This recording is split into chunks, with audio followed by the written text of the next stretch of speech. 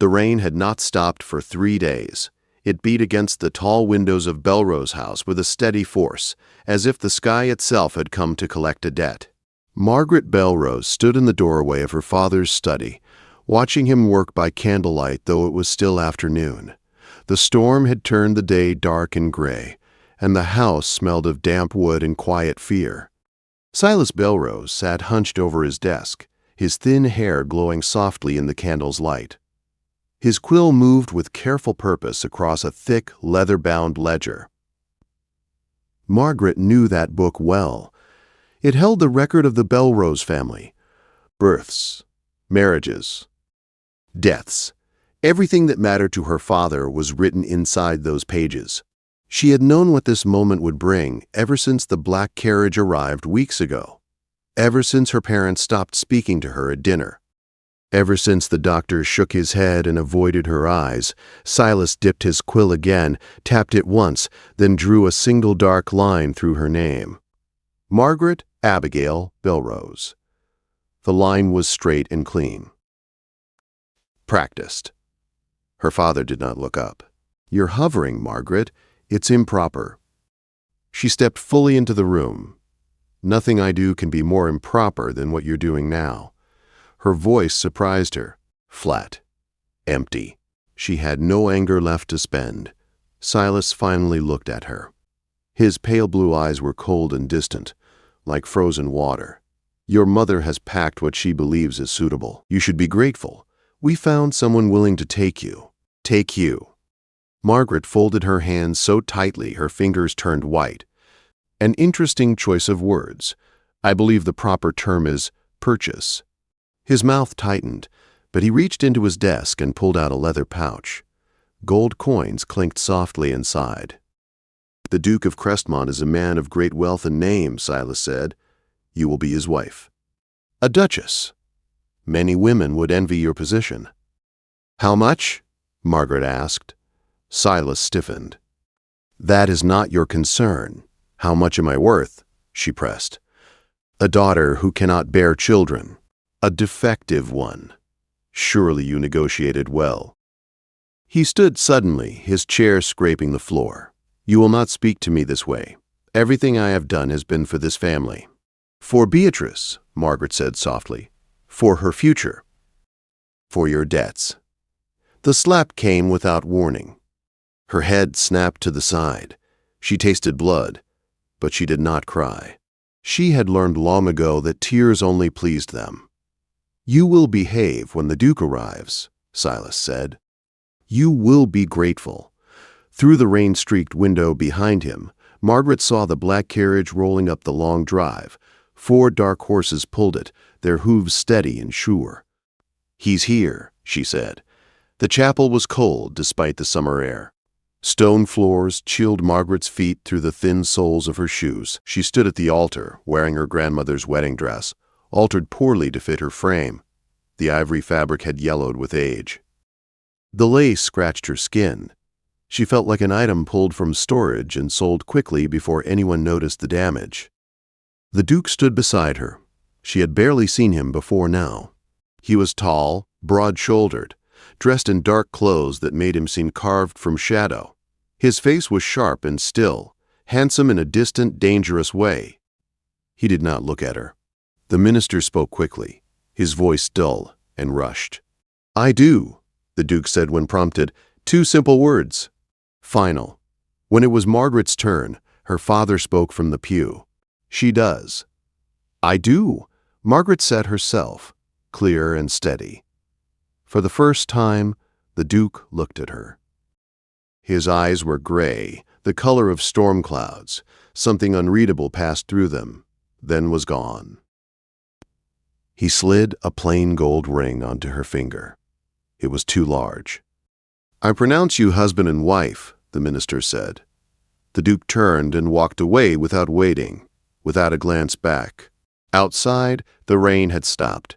The carriage door stood open. Margaret hesitated. "My things," she said quietly. "Will they be brought?" "There is no trunk," the Duke replied. His voice was calm, not cruel. "Your parents did not include one." The truth struck harder than the slap. She climbed into the carriage. The journey took hours. The Duke spoke once to tell her there was water under the seat. Margaret watched the land change as they traveled north. Fields grew rougher, trees thicker, the roads narrow. Crestmont Abbey rose from the hills at dusk, built of gray stone, vast and silent. It did not look welcoming. It looked watchful. An older woman in black greeted them. Her eyes softened when she looked at Margaret. "Your rooms are this way," she said. The suite was large, warm, and already prepared. A fire burned. Flowers rested on the mantel. Clothes filled the wardrobe, made to fit her. Dinner was silent. They sat far apart at a long table. Afterward, the Duke led her to a library filled with books and shadows. He poured 2 glasses of amber liquid and handed her one. "You are wondering why I chose you," he said. "Yes. Your father made it very clear you could not have children. He thought this would lower your value." Margaret swallowed. "It did not." "No," the Duke said. "It made you perfect," he explained then. About his family, about the deaths, about inheritance and murder and blood, about why an heir would be a danger. "I needed a wife who would not give me a child," he said. "Your infertility protects me." Margaret felt hollow, useful, but still purchased. "I will not mistreat you," he continued. "You will have freedom here. Respect. In return, you stand with me. No children, no betrayal." She thought of her name crossed out, of the rain, of being unwanted. "Yes," she said, "I can do that." The Duke nodded once. "Welcome to Crestmont Abbey." She slept alone that night, in a bed too large, in a house too quiet. But for the first time in years, no one had told her she was worthless. Margaret woke to a silence so deep it startled her. At Belrose House, mornings were filled with hurried footsteps, sharp voices, and doors closing too hard. Here, Crestmont Abbey breathed slowly, as if the walls themselves were asleep. She dressed herself in one of the gowns prepared for her, a deep blue dress that fit perfectly. The woman in the mirror looked unfamiliar, straighter, quieter, older somehow. A duchess, at least on the surface. Mrs. Hittrix, the housekeeper, appeared as if summoned by thought alone. "His Grace left before dawn," she said. "He will return in 3 days. You are free to explore."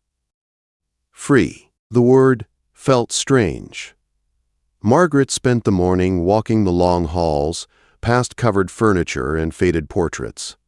Faces stared down at her, proud men and severe women who seemed to judge her for breathing their air. In one gallery, she noticed an empty frame.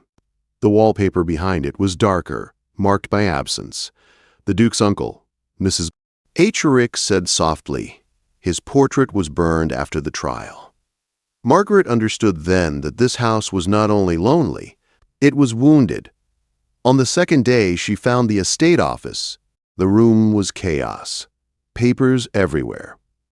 Ledgers stacked carelessly. Letters unopened. Bills ignored. Margaret felt something stir inside her, something she had buried long ago. Purpose. She closed the door behind her and began to work. She sorted papers into neat piles. She read invoices closely. She noticed numbers that did not add up. By nightfall, her fingers were ink-stained and her shoulders ached, but the chaos had begun to take shape. By the time the Duke returned, Margaret had uncovered theft, waste, and neglect across his lands. He found her in the library, holding a stack of ledgers. "Your steward in Yorkshire is stealing from you," she said before he could speak. "Your solicitor is inventing fees, and someone has been paying a chemist known for poisons." The Duke stared at her. "I can help," Margaret said, "if you let me." He laughed once, sharp and surprised. "My father said you were useless with figures." "Then your father was wrong," she replied calmly. From that moment, something shifted. They worked separately, but together. Margaret managed accounts. The Duke handled threats. They spoke often, not as husband and wife, but as partners. Then the letter came. Margaret recognized her mother's handwriting instantly. The words inside promised hope. A doctor, a cure, a chance to restore her fertility. Her hands shook as she read. "What if it's true?" she whispered to Mrs. Herriques. "What would your mother gain?" the housekeeper asked, gently. When the Duke read the letter, his expression hardened. "If the doctor is real, he comes here. You do not go back." Margaret agreed. Days later, she noticed something wrong in the ledgers. Small changes. Minor entries altered. Someone was watching her work. That night, she waited in the dark. A maid entered the office quietly, carrying a lantern. Margaret closed the door behind her. The girl broke quickly. "My father hired you," Margaret said flatly when the truth spilled out. "Yes," the maid sobbed. "He wanted to know everything." When the Duke arrived, his fury was cold and precise. "We will feed him lies," he said, "and see what he does." Letters were sent, false ones, reports of tension, of doubt, of cracks in the marriage. 3 weeks later, the trap snapped shut. Margaret's father filed a public petition claiming she was imprisoned, mistreated, and denied medical care. The story spread fast. Visitors arrived, journalists, a magistrate. Margaret stood before them, calm and steady. "My father sold me," she said clearly. "Now he wants me back because I have value he failed to see." She showed contracts, evidence, medical reports exposing the doctor as a fraud. The visitors left unsettled and silent. The next morning, the papers told a different story. Margaret was no victim. She was formidable. The Duke watched her from across the breakfast table. "He will not stop," he said. "No," Margaret replied, "but neither will I." And for the first time in her life, she meant it. The carriage that carried Margaret back to Belrose House was black and polished, bearing the silver crest of Crestmont on its door.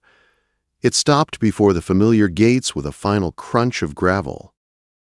Margaret stepped down without waiting for help. The house looked smaller than she remembered, shabbier. The illusion of importance had cracked.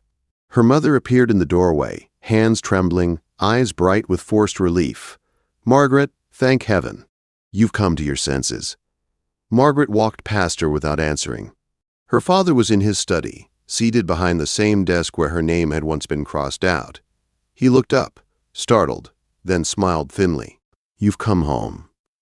"No," Margaret said. "I've come to end this." The Duke followed her inside and closed the door. Silas Belrose stiffened. "This is a family matter.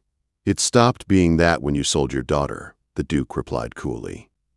Margaret placed a leather folder on the desk and opened it slowly. "You hired a spy in my household. You shared private information with my husband's enemies. You filed a false petition accusing him of crimes he did not commit." Her father scoffed. "You cannot prove." She slid the first document forward. Bank records, signed letters, payments to the maid, correspondence with the false doctor. Silas's face drained of color. "You told the world I was imprisoned," Margaret continued. "But you were the one who trapped me. You decided my life was over at 12 years old." Her mother began to cry softly. "We did what we had to." "You did what benefited you," Margaret said. "And when you realized I was no longer worthless, you tried to reclaim me." Silas leaned back, defeated. "You would ruin your own family?" "You ruined it," Margaret said quietly. "I am simply refusing to carry the blame." The Duke stepped forward. "You will withdraw your petition publicly. You will confess to fraud and conspiracy. In return, we will not prosecute." Silas stared at the papers, his hand shaking as he reached for the pen. Pride battled fear. Fear won. When the confession was signed, Margaret opened the old family ledger. She tore out the page with her crossed-out name and folded it carefully. "I am no longer part of this record," she said, "and you are no longer part of my life." They left without looking back. Months passed.